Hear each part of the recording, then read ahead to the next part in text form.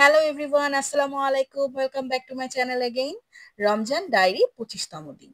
রমজানের একদম শেষের দিকে আমরা চলে এসেছি, তাই না? মনে হচ্ছে সময় যেন বাতাসের মতো উড়ে যাচ্ছে। আর আমি সেই বাতাসের স্মৃতির সুগন্ধ খুঁজে ফিরছি। ইফতার টেবিলে বসে সবার সঙ্গে হাসি খুশির গল্প, মিরাবের আল্লাহ আটখানা আর খাবারের মনোমুগ্ধকর গন্ধ।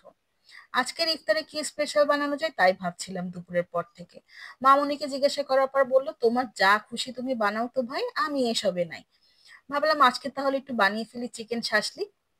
কিভাবে বানালাম? প্রথমে চিকেনকে সুন্দর করে ধুয়ে ছোট ছোট টুকরো করে নিলাম। তারপর একটা বড় বাটিতে নিয়ে যোগ করলাম টক দই, আদা রসুন বাটা, ধনে গুঁড়ো, লাল মরিচ গুঁড়ো, soya sauce, tomato ketchup, oyster sauce.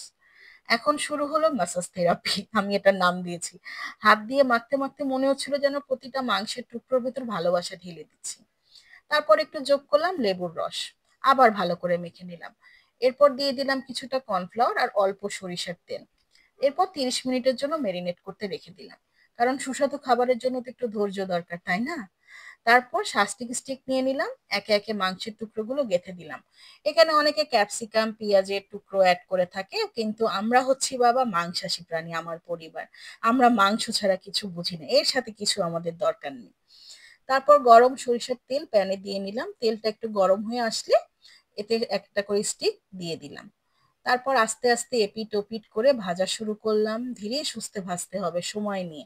তাড়াহুড়ো করা যাবে না।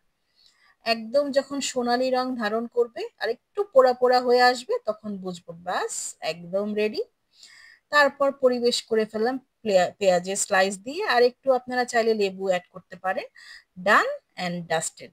মনে হলো যেন পুরো রান্নার প্রেমে পড়ে গেছি। ধীরে সুস্থে কিন্তু এই রান্নাটা করতে হবে। যদি চুলোর গ্যাস জুড়ে দিয়ে দিই তাহলে কিন্তু পুড়ে যাওয়ার সম্ভাবনা আছে। আস্তে ধীরে করলে একদম পারফেক্ট হয়ে যাবে।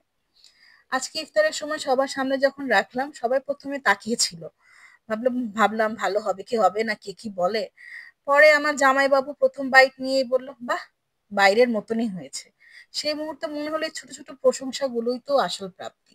রমজান কি শুধু সংযমের মাস, এটা পরিবারের সাথে সংযোগের মাসও। এই টেবিলে চারপাশে বসে থাকা মানুষের হাসিগুলোই তো এনাফ আমার জন্য। আপনাদের আজকের ইফতারের মেনুতে কি কি ছিল অবশ্যই জানাবেন কিন্তু কমেন্ট করে। আর আমার ভিডিওটি ভালো লাগলে অবশ্যই লাইক কমেন্ট শেয়ার করে আমার পাশে থাকবেন। ইনশাল্লাহ দেখা হবে কালকে নতুন কোনো রেসিপি নিয়ে। ততক্ষণ পর্যন্ত সবাই ভালো থাকবেন এবং আমার পরিবারের জন্য দোয়া করবেন। আসসালামু আলাইকুম সবাইকে, and thank you so much for your support.